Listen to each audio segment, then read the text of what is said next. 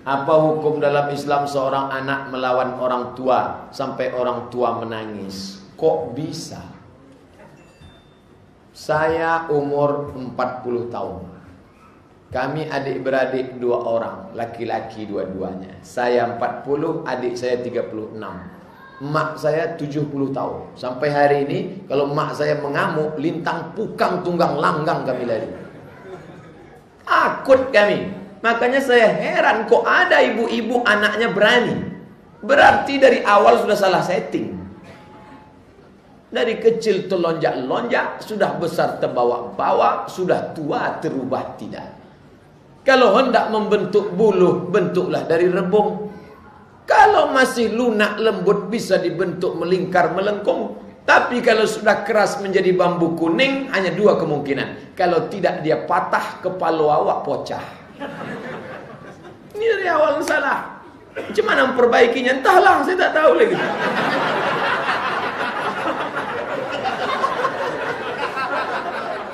Apa hukumnya seorang anak serakah dan tamak?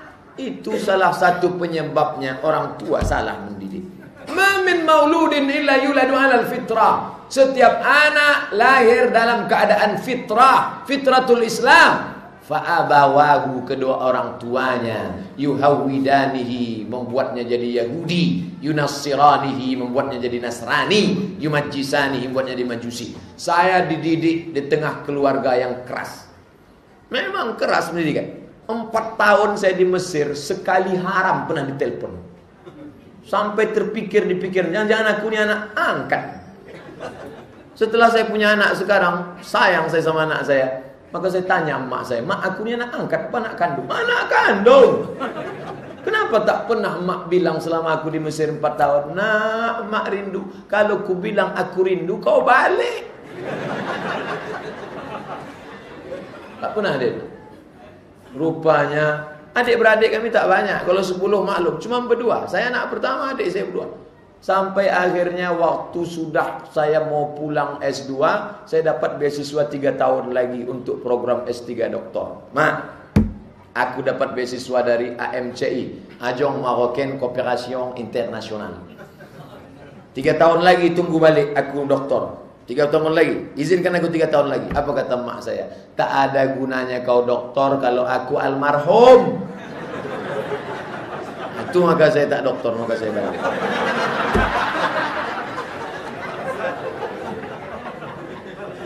Bagaimana cara agar solat kita khusyuk?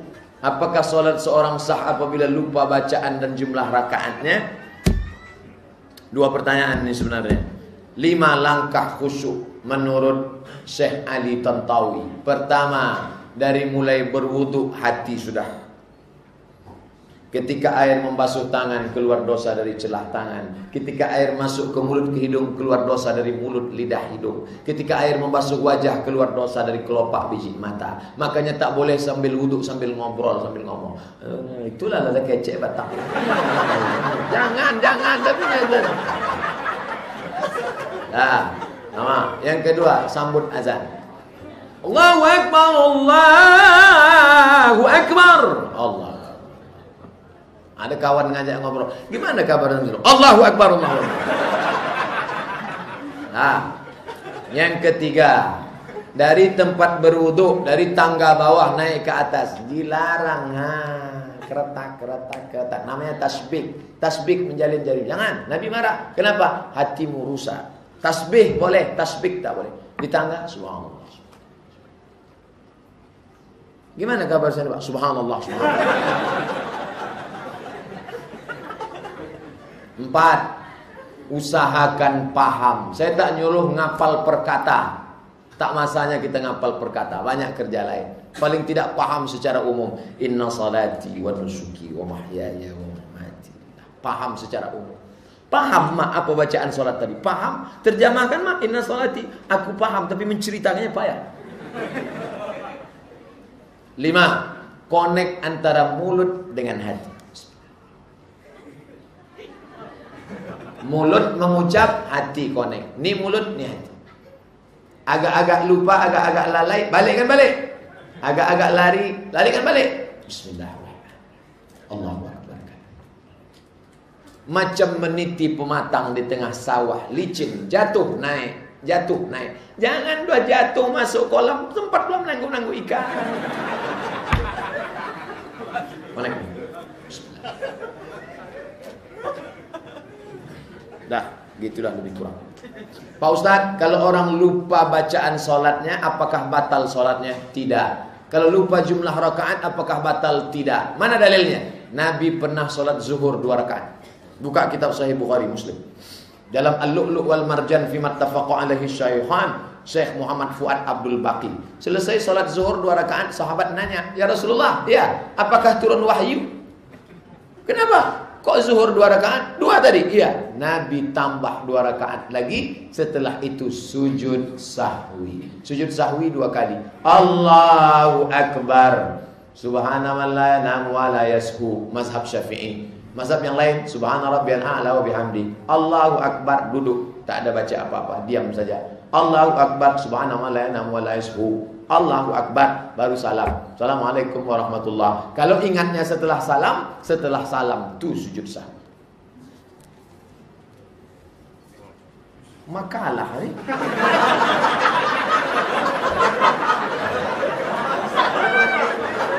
Tak apa-apa, kita jarang-jarang berjumpa. Saya pernah baca hadis yang berbunyi, tali iman yang paling tinggi adalah cinta karena Allah dan benci karena Allah. Apakah ini artinya kita boleh membenci seseorang karena Allah? Misalnya karena dia melanggar hukum Allah. Benci bukan karena orangnya, benci karena perbuatannya. Abu Sufyan jahat. Apa jahatnya Abu Sufyan? Dibawanya 1.500 orang untuk memerangi Nabi Muhammad SAW. Setelah Nabi kalah, dibawanya kuda hitam menyepak-nyepak batu. Mana Muhammad? Mana Muhammad? Jahat Abu Sufyan. Tapi ketika dia masuk Islam tahun 8, Nabi bawa 10.000 pasukan.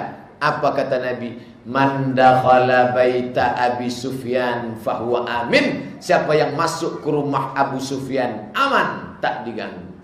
Begitu Nabi berubah hatinya. Benci bukan kepada Abu Sufyannya, pada perbuatannya. Mas bro, aku benci pada perbuatanmu karena kau sabu-sabu pesta narkoba. Tapi kalau kau sudah tobat, kau adalah saudaraku. Mari kita ke masjid bersama. Akhirnya dia pun berhenti. Bukti bukan karena tobat, karena mati. Tapi katanya tak boleh memutus tali silaturahim, Pak Ustadz. Kita bukan memutus, tapi kita menjaga jarak. Kita tetap datang Idul Fitri, say hello, assalamualaikum minal aidin wal faizin, taqabbalallahu minna wa minkum, taqabbal ya karim. Perbuatan kita itu tak setuju dengan perbuatan dia. Karena dengan setujunya kita, itu membuat dia menjadi enjoy, nyaman. Ah, abangku tak marah kok. Ah, emakku tak setuju, diam aja kok. Saya pernah baca bahwa saat Wahsy dari Ethiopia yang membunuh paman Nabi Hamzah bin Abdul Muttalib mengucap syahadat, dia mengaku dan menceritakan pada Rasulullah bagaimana dia membunuh Hamzah. Lalu Nabi mengatakan, aku tak akan melihat wajahmu hingga hari berbangkit. Dan hingga Rasulullah wafat, Wahsy tak pernah bertatap muka dengan Nabi. Apakah saya berdosa Ustaz jika saya memutus silaturahim dengan teman saya karena perbuatannya? Bunyi cakap Nabi bukan begitu. Begini bunyinya. Tahun ke-8 Nabi ke Makkah. Dibebaskannya Makkah, masuk Islam semua. Turun ayat, Iza jaa nasrullahi wal fath wa ra'aitan nasa yadkhuluna fi dinillah afwaja. Wahsy lari ke Taif. Mana Wahsy lari? 19 hari Nabi di Makkah. Setelah selesai Nabi balik ke Madinah. Wahsy pulang. Disangkanya Nabi memancung kepala orang. Dia tengok kawannya sehat. Muhammad mana? Muhammad sudah balik. Kalian tadi dia tidak diapa-apakannya. Ente aja yang ketakutan. Wahsy pun datang menjumpai Nabi ke kota Madinah Al-Munawwarah. Masuk dia ke rumah Nabi. Nabi bertanya, hal anta Wahsy? Apakah engkau Wahsy? Ya. Qatalta Hamzah, kau yang sudah membunuh Hamzah. Betul. Nabi memukul dada Wahsy. Tengok, Nabi tak benci. Jangan katakan Nabi pendendam. Nabi memukul dada Wahsy, doa Nabi. Nanti kalau ada ustadz memegang, kalau saya misalnya di An-Nur, saya pegang dada, ada jamaah laki-laki sedang transfer apa ustadznya? Itu sunnah, karena Nabi ada pegang sama. Mendoakan semoga Allah memberikan hidayah. Dan memang Wahsy, masya Allah, dialah yang membunuh Nabi palsu Musailamah Al-Kadzdzab. Itu Wahsy. Tanganku bergelimang dosa karena membunuh orang paling baik Hamzah, tapi pernah membunuh orang paling jahat Musailamah Al-Kadzdzab. Lalu apa kata Nabi? Hal istata'ta an tughayyiba wajhaka anni. Itu kata Nabi. Apakah bisa kau sembunyikan wajahmu dariku? Bukan Nabi benci pada dia, karena kalau nampaknya wajah Wahsy, ingat dia Hamzah. Itu dia tak benci. Jadi pahami dengan baik. Jangan katakan dendam. Ini tak bisa jadi dalil. Saya sudah maafkan tetangga saya itu Pak Ustaz. Kenapa kau tak datang ke rumahnya? Mau muntah saya nengok mukanya. Oh, tak bisa. Ini kasusnya berbeda. Jangan jadikan ini kias. Jika pakaian kotor jatuh ke dalam sumur, tenggelam, tak bisa dikeluarkan, apakah air sumur tersebut menjadi tak suci? Walaupun warna, rasa dan bau air sumur itu tak berubah, tidak najis. Airnya tetap air mutlak, suci mensucikan. Kenapa? Karena sumurnya dalam lebih 2 kulah. 2 kulah itu berapa? 60 cm ke atas, 60 cm ke samping. Ma balaghal kullataini la yunjis. Kalau sampai 2 kulah, maka dia tak berubah menjadi najis. Apalagi warnanya, baunya, rasanya. Tapi sekarang jarang. Andai terjadi begitu di sumur kita, kita kuras, kita cari, masukkan galah, masukkan tim SWAT ke dalam.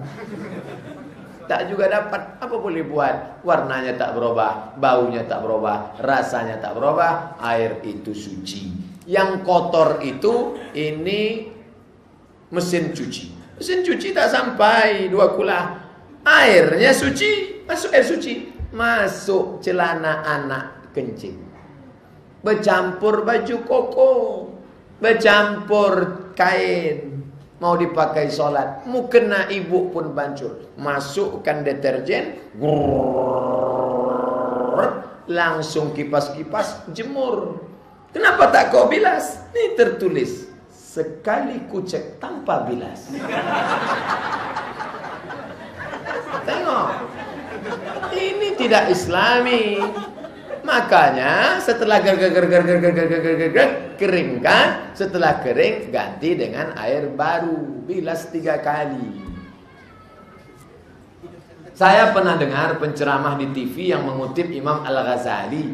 Al-Ghazali meninggal 505. Nama kitabnya Ihya Ulumuddin, ulama besar. Namanya Abu Hamid Al-Ghazali. Dia berkata, khusyuk dalam sholat itu sangat susah, sehingga paling tidak saat takbir pertama membaca niat kita bisa khusyuk.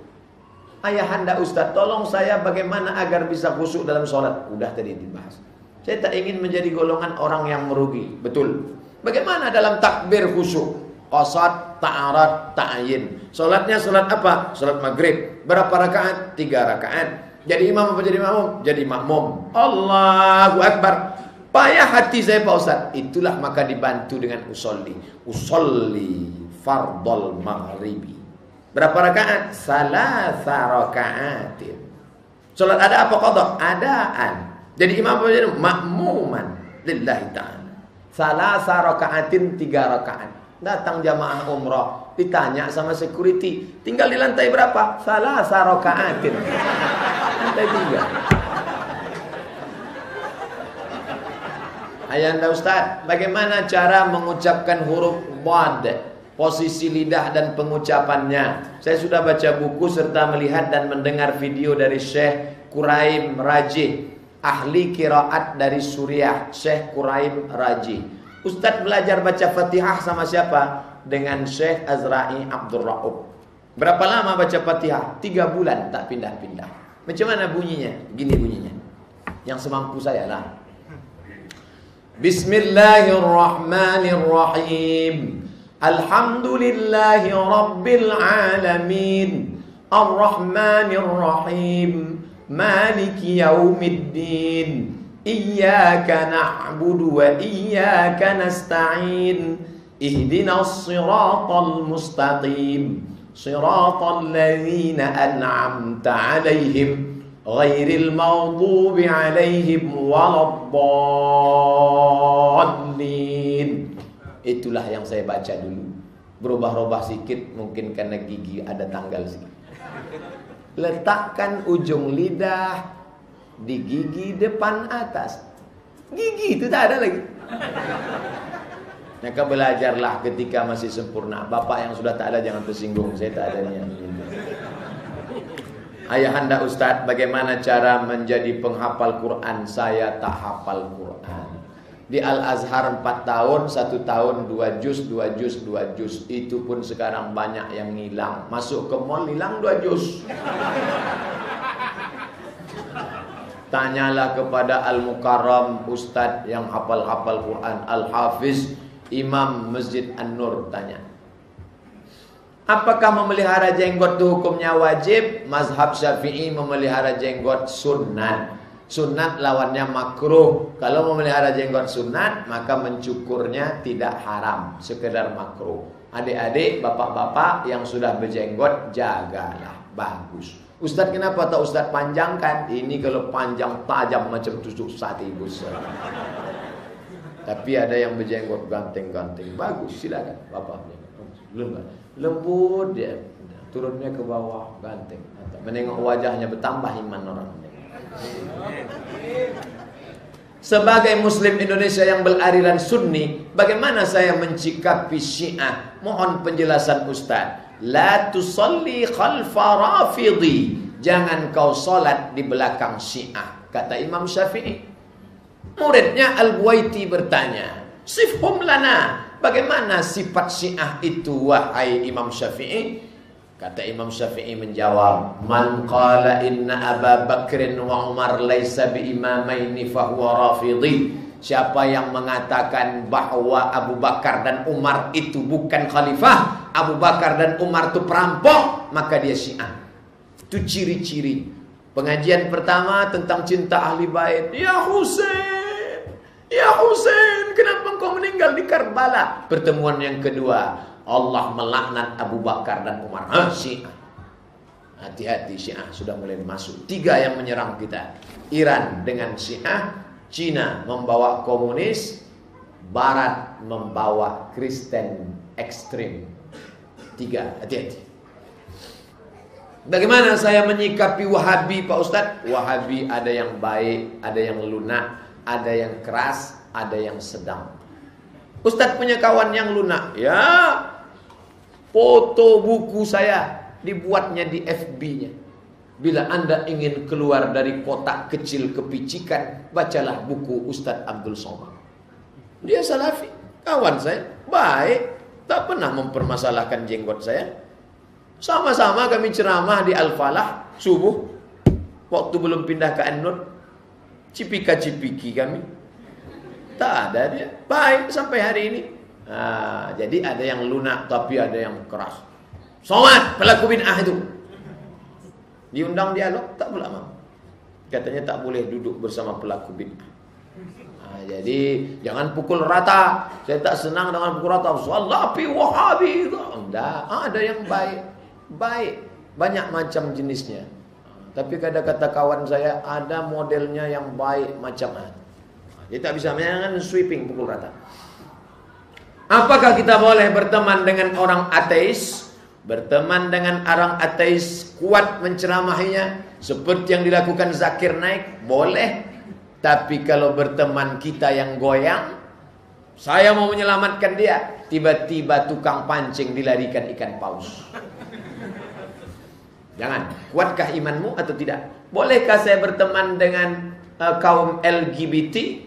Orang yang LGBT, kalau dia sekedar melambai, zaman Nabi diasingkan. Tempat pengasingannya namanya Naqi. Tempat pemakaman di Madinah namanya Baqi. Tempat pengasingan bencong namanya Naqi. Beda titik. Bawah Baqi, atas Naqi. lokalisasi bencong. Bencong tak boleh hidup di tengah kita. Tapi sekarang iklan-iklan bencong luar biasa. Bang Saleh di tengah Upin dan Ipin. Sebagai muslim kita tak akan pernah mendukung, setuju dengan ide dan pemikiran serta tingkah laku mereka yang bertentangan Islam. Tapi kita hanya ingin menjalin hubungan baik dan saling menghormati. Tak bisa. Bagaimana kita mau saling menghormati? Dia melambai dipegangnya paha kita. Apa kabar mas? Bisa. Tapi kalau kita bisa menyelamatkan dia, ya bisa kita menceramahi dia. Saya belum pernah ceramah ke bencong-bencong lagi. Ustaz, apakah hal yang patut kita lakukan di sini untuk membantu saudara muslim kita korban perang adu domba di Timur Tengah? Pertama, kirimkan bantuan. Man jahaza ghazian faqad ghaza. Siapa yang mengirimkan bantuan, dia sama macam orang jihad fisabilillah. Tak bisa kirim bantuan, doa kunut nazilah. Tadi subuh Sabtu di An-Nur, kebetulan Imam Ustaz Nazri tak ada. Mana Ustaz Nazri? Tak ada. Ustaz Samad maju, kok tahu gini terlambat saya datang. Baca doa kunut nazilah. Allahumma ansur ikhwanana al-mujahidin fi Palestin wa fi Rohingya wa fi kulli makan. Allahumma dammir a'da'aka a'da'ad-din. Pulang saya ke rumah, saya bawa makcik dengan kakak sepupu. Waktu kau berdoa tadi mat menangis kan. Paham Glenn? Enggak.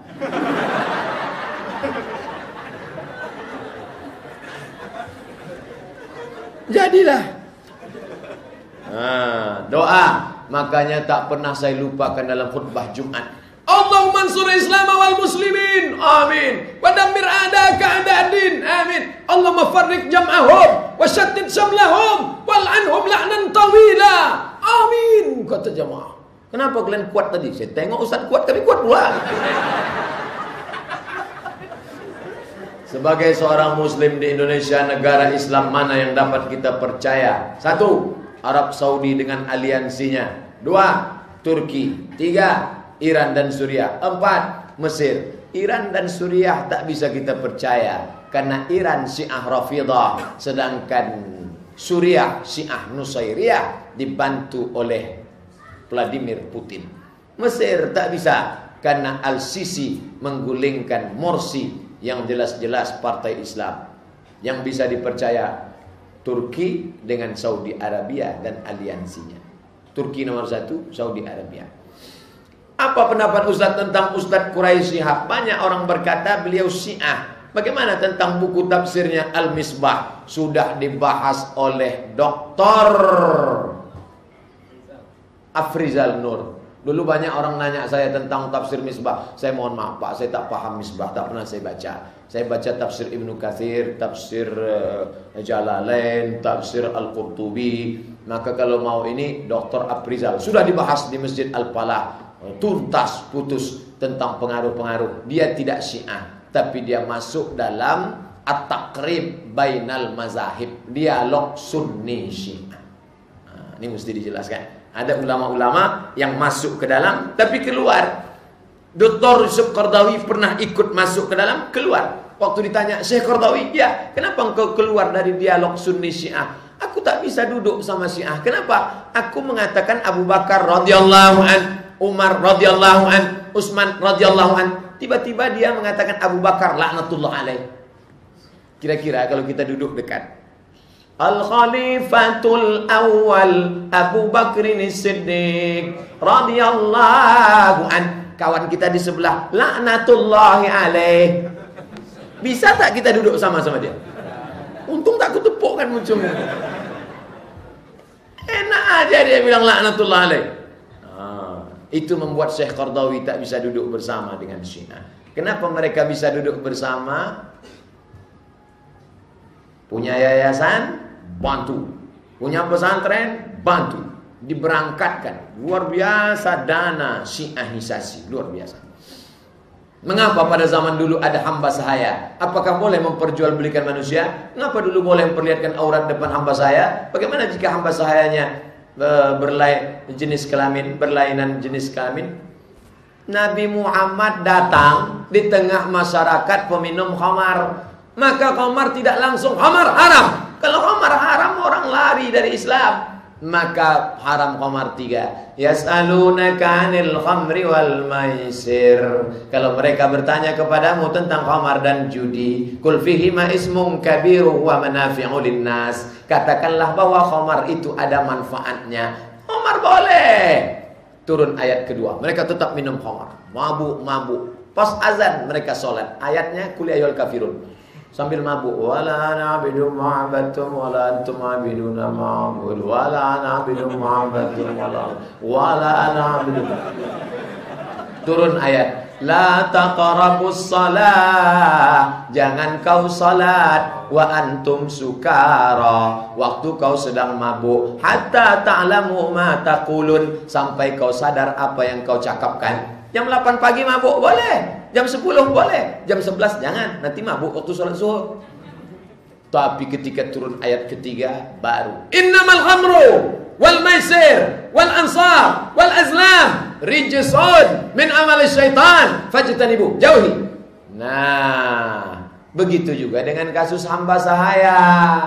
Sebelum zaman Nabi Muhammad, hamba sahaya berkeliaran, perang suku, kalah jadi hamba sahaya, dijual. Datang Nabi Muhammad SAW, dibelinya hamba sahaya itu namanya Thauban, fa'ataqahu, dibebaskannya. Kalian mau masuk surga? Ya, beli, bebaskan. Datanglah Abu Bakar Siddiq, dibelinya budak. Nama budak itu Bilal bin Abi Rabah. Yang membebaskan Bilal, Abu Bakar Siddiq. Jadi Islam datang menghapuskan hamba sahaya. Jadi kalau ada orang baca ayat, ini Pak Ustaz ada hamba sahaya, ente pahami dengan baik. Islam datang, hamba sahaya menjamur. Islam menghapuskan pelan-pelan. Nabi meninggal hari Senin, beberapa hari sebelum meninggal, semua hamba sahaya dibebaskannya. Apakah Nabi Muhammad menikahi Maria Kiptiah? Jika tidak, mengapa Nabi mempunyai anak dengan Maria? Status Maria itu budak, pemberian dari Raja Mesir namanya Mukaukis. Mana yang lebih kuat, nikah atau budak? Lebih kuat budak. Karena kalau nikah, akadnya itu akad nikah. Tapi kalau budak, hak milik. Ustadz saya dulu di pesantren mengajarkan, ini batang kayu, ini untuk membuat tangga. Kalau nikah itu kata dia diikat pakai tali. Kalau budak itu dipaku. Yang sudah dipaku tak perlu diikat pakai tali. Ingat betul saya penjelasan dia itu. Yang sudah dipaku tak perlu diikat pakai tali. Budak hamba sahaya tak perlu lagi dinikahi. Tapi ini jangan diekspos sehingga orang yang tak paham, jahil, asik mengekspos. Ini kan gara-gara siapa yang berceramah ini? Berselemak atau siapa yang di TV? Ini macam tak ada kajian lain. Akhirnya banyak jamaah menanyakan ini.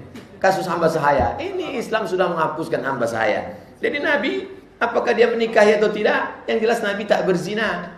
Nabi dikasih hadiah dan hamba sahaya. Lalu kemudian lahirlah anaknya laki-laki bernama Ibrahim, meninggal umur 18 bulan. Makam Maria Al-Qibtiyah di pemakaman Baqi. Seandainya dia Kristen tak Islam, tak mungkin dimakamkan di pemakaman Baqi. Kenapa ada tanda wakaf la? Dilarang berhenti di akhir kalimat. Apakah kita harus lanjut membaca? Buka keterangan di ujung, keterangan wakaf. Ada namanya wakaf jaiz, ada namanya wakaf lazim, ada namanya wakaf tak boleh, wakaf mamnu'ul wuquf, mamnu' wakaf berhenti haram. Saya pernah dengar merokok sama dengan bunuh diri perlahan karena menghirup racun. Sehingga jika meninggal karena rokok, matinya mati fasik. Hukum rokok menurut Muhammadiyah haram. Rokok menurut Mufti Nasr Farid Wasil Saudi Arabia haram. Rokok menurut Mufti Syekh Abdul Aziz bin Bas Saudi Arabia haram. Rokok menurut MUI haram bagi ibu hamil, menyusui anak-anak dan orang sakit. Adapun orang yang sehat makruh. Ini perbedaan dua kelompok. Kenapa berbeda? Karena tak ada ayat menyebut tentang rokok. Ya ayyuhalladzina amanu jisamsu. Karena tak ada ayat tentang rokok, ulama berijtihad. La tulqu bi aidikum ila tahlukah. Jangan kamu jerumuskan dirimu ke dalam kebinasaan. La darara wa la dirara. Jangan memudaratkan orang lain, jangan memudaratkan diri sendiri. Yang ini mengatakan haram, yang ini mengatakan makruh. Ustaz condong kemana? Saya tak merokok, saya condong kepada haram. Ustaz, saat ini banyak ulama-ulama besar yang berbeda pandangan mengenai masalah penting seperti penistaan agama. Bisa Ustaz beritahu kami ulama mana yang harus kami dengar?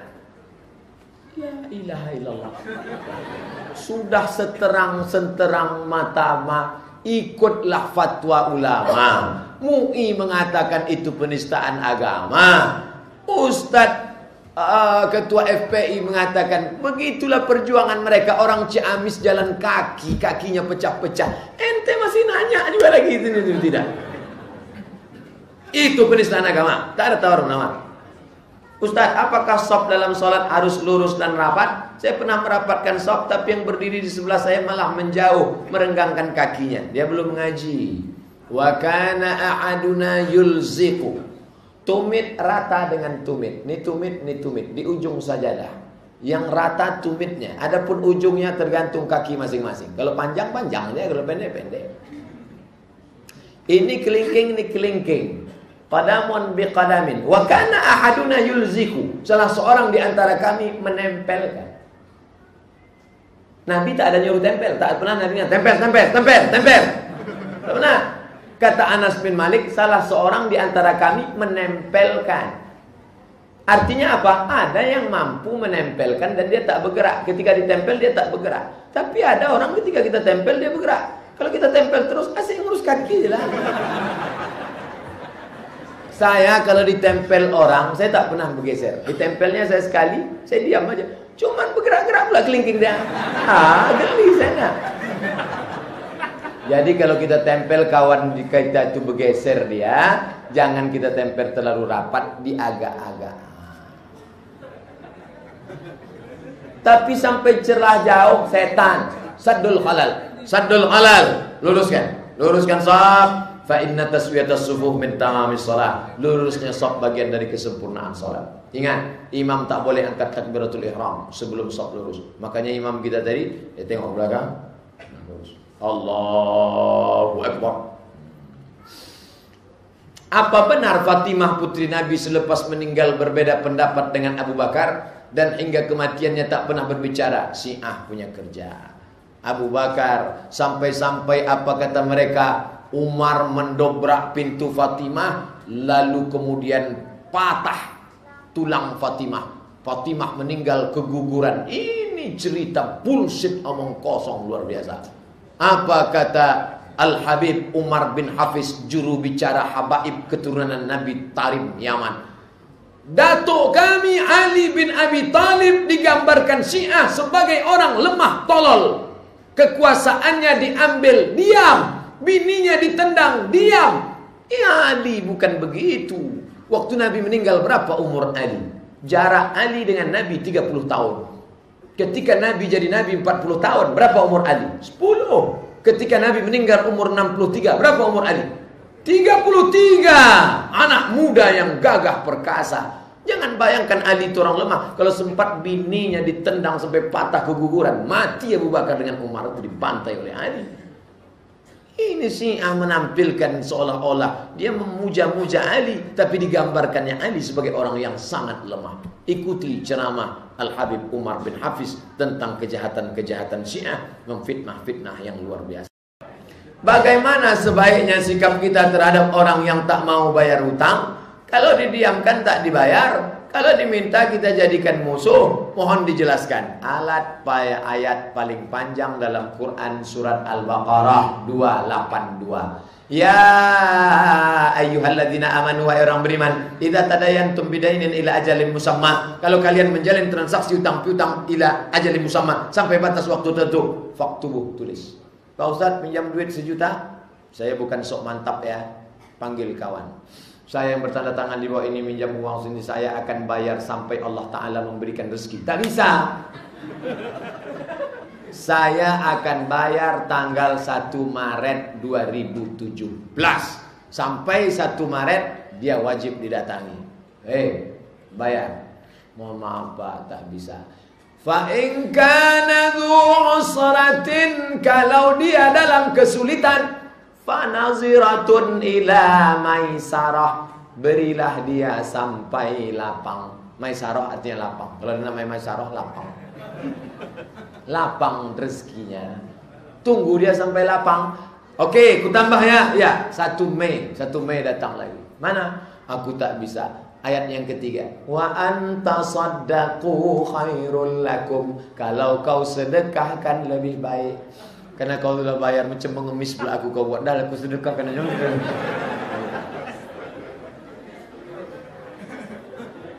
Itulah dia. Dalam tradisi masyarakat kita ada kebiasaan 7 hari, 40 hari, 100 hari, 1000 hari. Itu dari mana datang itu Pak Ustadz? Sudah saya tulis dalam buku saya 37 masalah populer. Bukan tradisi Hindu. Kadang ada yang mengatakan itu katanya dari Hindu Bali. Hadis Nabi tak ada, Quran tak ada. Ya ayyuhalladzina amanu menuju hari tak ada. Quran tak ada, hadis tak ada, sahabat Nabi tak ada. Tapi tabi'in ada. Namanya Imam Atha. Kata Imam Atha, kalau ada orang meninggal, dia diuji 7 sampai 40 hari, dianjurkan bersedekah makanan dan berkirim doa. Tapi saya tak setuju dengan orang sampai ngutang bubur kacang hijau. Kalau ada orang susah, meninggal saudaranya, Bapak Ketua BSKM sampaikan ke dia, Pak, Bu, Mak, Makcik, jangan ngutang, kami yang akan bawa makanan. Karena kata Nabi, isna'u ta'aman li ali Ja'far, buatkan makanan untuk keluarga Ja'far, karena dia sudah cukup sibuk kematian Ja'far menyibukkan mereka. Tapi kalau ada orang kaya mau sedekah, supaya jangan jadi fitnah ngomong, Bapak Ibu sekalian, ini nasi kotak ini bukan duit almarhum, bukan harta anak yatim, ini murni sedekah saya. Apa kalian tak tahu kalau saya anak orang kaya? Ambil lah, ambil. Bolehkah anak bersedekah, pahalanya sampai apa tak sampai? Sampai. Mana dalilnya? Datang Sa'ad berjumpa ke Nabi. Sa'ad, ya Rasulullah, ya ummi matat, makku sudah mati. Apa atasaddaqu anha? Bolehkah aku bersedekah untuk almarhumah emakku? Kata Nabi, tasaddaq, bersedekahlah engkau. Ayu sadaqatu afdal? Apa sedekah yang paling afdal? Saqyul ma', memberi air minum. Paling bagus beri air minum. Kalau beri air minum sampai, apalagi ayam penyet. Di Maroko, sejarah Islam selain Cordoba dan As-Sahra, Mesir, Libya, Tunisia, Aljazair, Maroko. Setelah Maroko, nyebrang ke atas Samudra Atlantik, baru sampai ke Cordova. Jadi Maroko bukan Cordova. Maroko diambil dari kata Marrakesh. Saya hanya sampai Maroko. Mesir, Libya, Tunisia, Aljazair, Maroko. Kenapa Ustadz sekolah jauh-jauh? Di Maroko itulah S2 gratis. Di Pekanbaru 1 semester 7 juta. Sidang terbuka 15, tertutup 10. Buka tutup 25.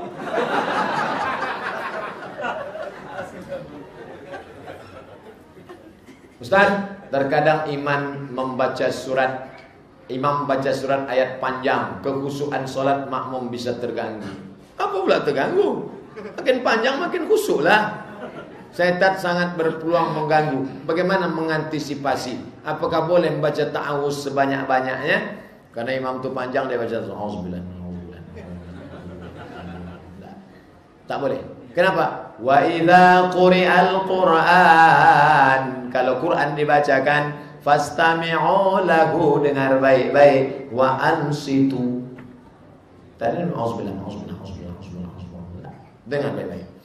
Imam baca. Fa bi ayyi ala'i rabbikuma tukadziban, bainahuma barzakhun la yabghiyan. Subuh, imamnya Syekh Abdul Rahman Sudes menangis jamaah dari Pekanbaru waktu umur. Apa yang ibu tangiskan tadi? Lama betul dia berruku.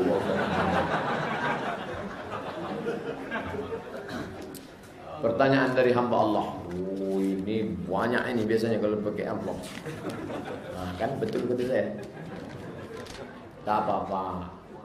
Orang tua saya menjual tanah dan rumah. Bagaimana pembagian uang satu harta warisan tersebut? Perkawinan orang tua saya itu duda sama janda. Bapak bawa anak satu perempuan. Bapak membawa anak satu perempuan. Oke. Dah, ibu mempunyai anak 2 orang. Si ibu punya anak pula 2 orang. Oke.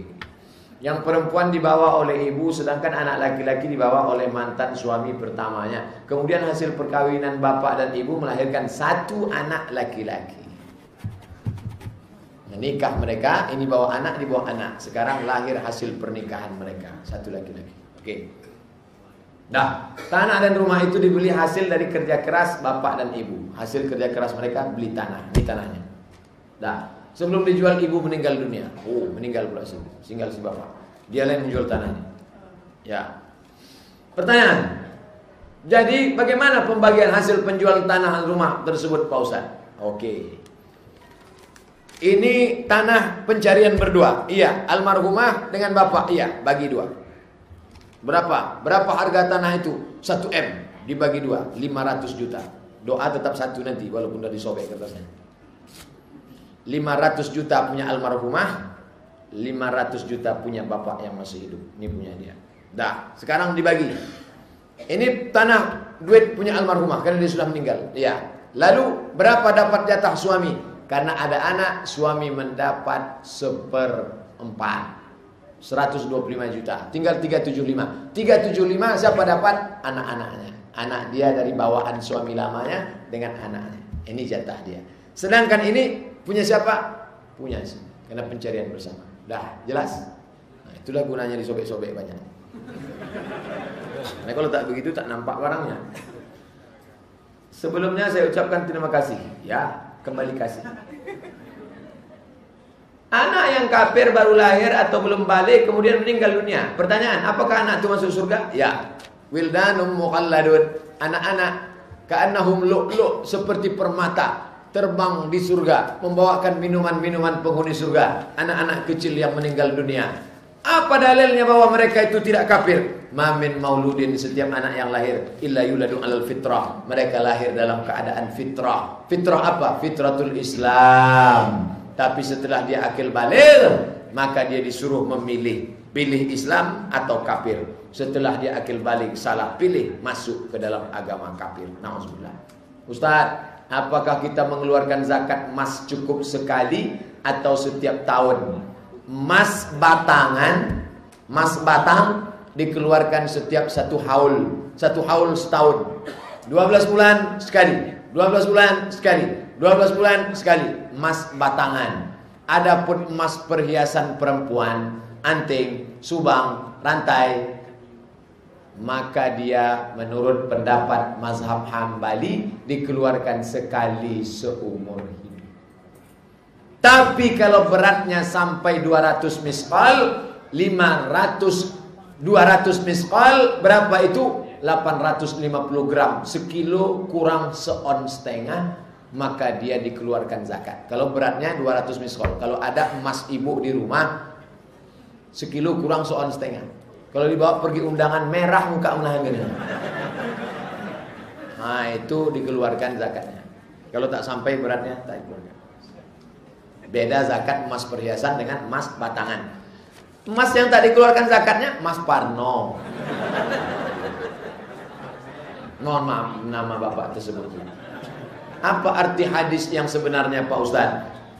Hadis itu apa Pak Ustaz? Ma'udhifa ila Nabi sallallahu alaihi wasallam min qaulin, ucapan Nabi, au fi'lin, perbuatan Nabi, au takririn, diamnya Nabi. Ucapan Nabi, perbuatan Nabi, diamnya Nabi. Itu hadis. Innamal a'malu binniyat wa innamal likulli imrin ma nawa. Ucapan Nabi. Nabi mengangkat salat tangan begini, perbuatan Nabi. Nabi diam. Sahabat makan dhab. Nabi diam. Itu hadis. Bahwa hukum dhab halal. Dhab itu biawak. Biawak halal. Biawak Arab makanannya lumut sama daun. Sedangkan biawak kita makanannya bangkai. Ada biawak, ada biniawak. Setiap selesai sholat maghrib, saya selalu melaksanakan sholat sunan awabin. Sekali saya mengikuti ceramah, ada ustadz yang mengatakan bahwa sholat awabin sesudah maghrib adalah hadis palsu. Salat awabin setelah maghrib hadisnya dhaif. Karena hadisnya hilang sahabat. Nabi, sahabat, tabi'in, tabi'in. Kalau hilang sahabat, nama hadisnya mursal, hadis dhaif. Hadis dhaif boleh diamalkan kalau cukup 5 syarat. Bukan masalah halal haram, bukan masalah akidah. Tidak ada periwayatnya yang kazab pendusta. Bernaung di bawah hadis sahih dan untuk fadail amal. Hadis salat awabin antara maghrib dan isya bukan hadis palsu. Hadisnya dhaif, lemah, boleh diamalkan. Ustaz, saya mau tanya, benarkah orang yang membaca Sayyidul Istighfar pada pagi, malamnya dia meninggal, maka malamnya sehingga dia meninggal, maka mereka membaca akan masuk surga? Kalau dibaca pagi, meninggal waktu siang, masuk surga. Dibaca petang, meninggal di waktu malam, maka baca 2 kali sehari. Habis sholat asar sekali, habis sholat subuh sekali. Hadis sahih. Allahumma anta rabbi la ilaha illa anta khalaqtani wa ana abduka wa ana ala ahdika wa ahdika mastata'tu a'udzubika min syarri ma sana'tu. Tapi dia bukan mantra. Sayyidul Istighfar merubah perilaku, jangan lagi kembali kepada dosa. Apabila sedang sholat berjamaah, imam batal, makmum yang di belakang maju sebagai imam, apakah perlu niat? Tidak. Dia tak perlu berniat. Aku berniat menjadi imam menggantikan bapak itu yang tadi muntah pingsan. Dia maju saja. Karena orang yang di belakang imam, sajadah di Malaysia itu 2. Ini sajadah imam, ini sajadah di belakang. Siapapun tak boleh tegak di sini kecuali imam 2. Imam 1 gajinya dari Jakim, Kementerian Agama. Imam 2 gajinya dari masjid. Ustaz tahu dari mana? Saya tanya itu. Kenapa sajadahnya 2 imam? Kalau ini pingsan, meninggal, sakit segala macam, ini maju ke depan. Dari awal dia memang sudah berniat. Kalau terjadi macam-macam, saya akan maju ke depan. Kalau barisan sholat depan kita kosong, sementara makmum di kiri dan di kanan tidak ada yang bergeser, apakah boleh kita di sholat belakang maju? Ya, begitu kosong, tengok. Kanan tak bergerak, kiri tak bergerak, kita maju ke depan. Batallah sholat kita? Tidak batal. Kenapa? Karena hajat dan darurat. Tapi katanya bergerak 3 kali batal, menggaru. Batal. Karena tak hajat. Kalau segatal muncul macam mana Pak Ustaz? Beli kalpana. Ada kurap itu. Asepso kalau paling tidak. Nah, jadi kalau model yang begini ini bagaimana? Maju dia ke depan. Uqtulul aswadaini fis shalah. Bunuhlah 2 yang hitam walaupun kau sedang salat. Allahu akbar. Nampak 2 yang hitam kala jengking. Pukul. Apakah mukulnya? Nak pukul sampai mati. Salat di hutan, camping, outbound, di hutan. Tiba-tiba ada sumur tua. Tak tahu tak datang dari mana, tiba-tiba lewat orang buta. Apakah dibiarkan aja masuk nyemplung ke dalam? Tidak, boleh dia tarik. Tariknya tangan orang buta, tapi jangan ngomong. Kalau ngomong batal. Pak, nanti sekolah ya, batal tu. Tariklah. Tak batal solat. Begitu juga dengan orang yang mengejar sutra. Selesai bubar solat, kosong, maju dia. Tidak batal solatnya. Kenapa? Karena dia mengejar sutra. Karena bagi dia sutra itu wajib. Tapi kata Syekh Abdul Aziz bin Baz Mufti Saudi Arabia, sutra tidak wajib, sunnat muakkad. Tapi kata Syekh Albani, wajib dalam sifat solat Nabi. Jika kita terlambat berjamaah, kebetulan shaf sudah penuh, apakah boleh kita sendiri pada shaf di belakang? Boleh. Tengok kiri penuh, tengok kanan penuh, sendirian. Di mana saya tegak? Tegak pas di belakang imam. Wassitu, begitu bunyi hadisnya. Wassitu, wasat, tengah. Ini tegak imam, tegak di belakang. Jangan sambung dari sana. Buka kitab Syabakah Fatwa Syabakah Al-Aslamiyah. Syekh Abdullah Balfaqih dari Kuwait, tegak di belakang, sendirian. Tapi katanya siapa yang sholat sendirian di belakang batal. Sholat sendirian di belakang Nabi marah kalau shaf di depan belum penuh.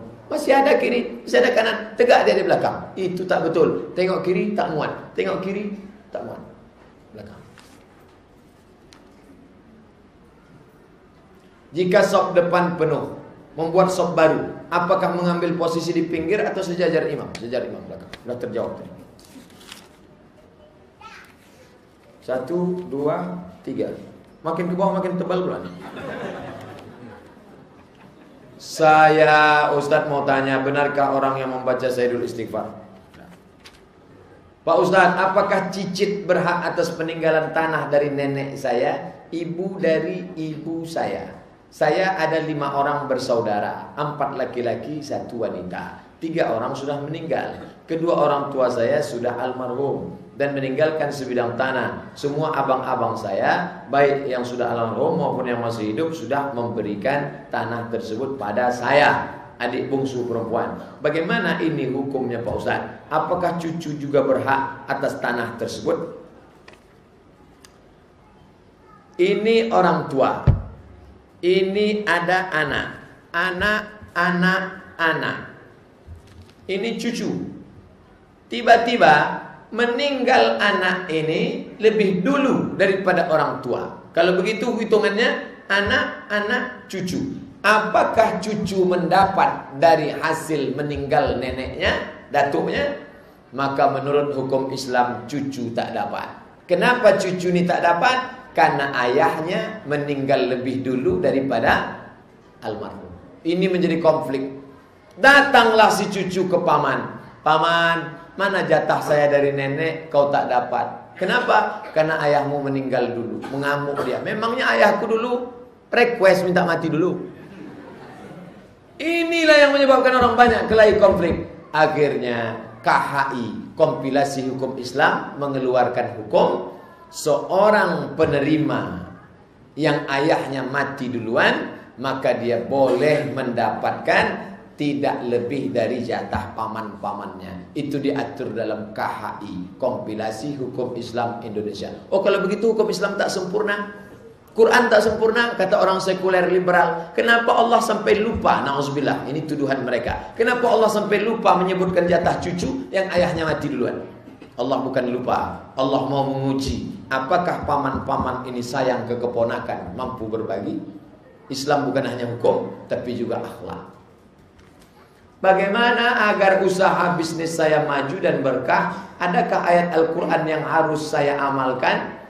Sodaqoh, doa malaikat. Setiap subuh Allah kirimkan malaikat. Apa kata malaikat? Allahumma ati munfiqan khalafa. Beri ganti pada orang yang bersedekah. Orang yang tak bersedekah, apa kata malaikat? Allahumma ati mumsikan talafa. Siapa yang tak bersedekah, binasakanlah dia ya Allah. Saya tak percaya hadis itu Pak Ustaz. Kawan saya tak bersedekah, rumahnya besar, mobilnya besar, kebunnya besar, bininya besar. Kata Pak Ustaz, hancur semuanya. Kenapa banyak yang makna hancur bukan rumahnya hancur, tidak ada barokah, rezekinya bukan mendekatkan ke surga, pecandu narkoba, pezina, selangkah lagi masuk neraka jahanam. Nauzubillah. Assalamualaikum Pak Ustaz. Ini payah baca tulisannya ini.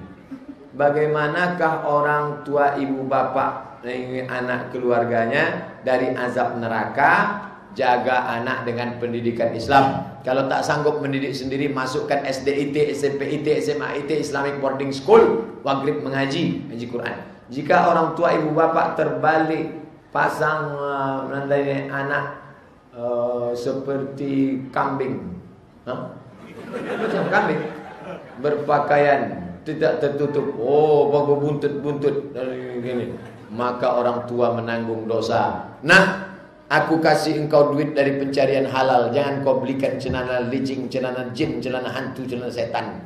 Jangan kau belikan. Aku tak senang kau di rumah. Kita tinggal di bumi Melayu, di mana bumi dipijak, di situ langit dijunjung. Berikan baju kurung, berikan jilbab panjang, berikan. Tunjuk aja. Ibu tak boleh berhenti macam mesin pompong rusak. Ketika ibu berhenti merepet, kiamat sudah terjadi. Perekonomian ini telah disetujukan oleh Bapak SBY sewaktu menjabat jadi presiden. Jamaah masjid RW 2 sampai insyaallah kita mohon kepada Allah supaya mendapatkan presiden yang baik-baik di masa akan datang. Yang sekarang udah baik juga. Bagaimana jika telah jatuh talak bagi suami istri? Apakah masih tinggal bersama? Sebelum habis iddah tinggal bersama, setelah habis iddah tak tinggal bersama. Sebelum habis iddah rujuk, aku rujuk kepadamu. Setelah habis iddah akad ulang seperti baru lagi. Ada wali, ada 2 saksi, ada ijab qabul, ada mahar. Mohon dijelaskan tentang riba Pak Ustaz. Duit dengan duit riba. Kupinjam duit Bapak 1.200.000, nanti bayar 1,5 juta. Riba, haram. La ta'kulur riba ta'afa mudha'afa. Alladzina ya'kuluna riba. Orang yang makan riba, la yaqumuna illa kama yaqumul ladzi yatakhabbathu syaitanu minal mas. Nanti bangkit dari kubur macam bangkit dari orang kesambet, kata orang Jawa. Kata orang Melayu tesapo. Apakah hukum menyimpan uang di bank bunganya menurut hukum Islam? Bank konvensional menyimpan duit, kalau simpan di rumah takut hilang Pak Ustaz. Saya tak terlalu khawatir dengan maling Pak Ustaz. Bini saya ini saya khawatirkan Pak Ustaz. Bang, kata istrinya, ini duit apa bang? Duit sial. Kenapa duit sial? Udah kusembunyikan dapat kau juga. Lalu diletakkannya di bank. Lalu setelah diletakkannya di bank dapat bunga dia. Apa hukum makan bunga? Haram. Lalu bagaimana sikap kita terhadap bunga itu? Bunga itu milik umat, serahkan kepada umat, serahkan ke lembaga yang dinikmati orang banyak. Panti jompo, rumah yatim, fakir miskin, masjid. Niatnya bukan niat sedekah, niatnya mengembalikan uang umat kepada umat. Begitu kata Syekh Yusuf Al-Qaradawi dalam bukunya Fikih Fatwa kontemporer. Bagus Bapak Ibu beli. Sudah terjemah bahasa Indonesia. Cetak Gema Insani Press. GIP. Ini ada undangan akikah 10 Desember 2016. Ini kertas terakhir. Bagaimanakah Quran dicetak sering ditemukan di tong sampah? Kalau ketemu Quran di tong sampah, ambil bakar. Bakar. Dibakar-bakarnya jangan gitu. Diambil satu-satu bakar. Bakar. Surat undangan yang ada ayat Qur'annya, ini tak ada ayat Qur'an. Wa min ayati, makalah-makalah jangan dijual. Makalah yang bertulisan Arab jangan dijual ke tukang kara-kara. Nanti dibuatnya jadi trompet malam tahun baru. Itu penyebabnya. Orang Islam yang menjual kertas itu yang kemarin musibah terjadi. Kita juga yang salah. Bakar. Yang bisa disimpan, simpan. Tapi yang sudah terpotong-potong, masuk song sampah, nampak kita, ambil, bakar.